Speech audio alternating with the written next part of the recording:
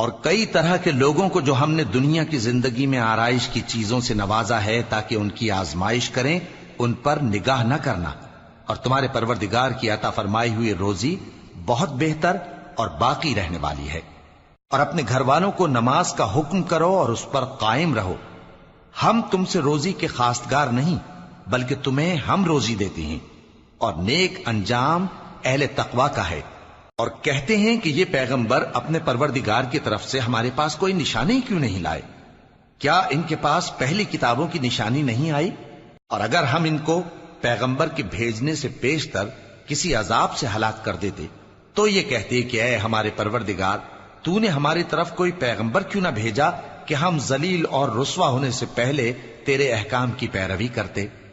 کہہ دو کہ سب نتائج اعمال کے منتظر ہیں، سو تم بھی منتظر رہو، ان قریب تم کو معلوم ہو جائے گا کہ دین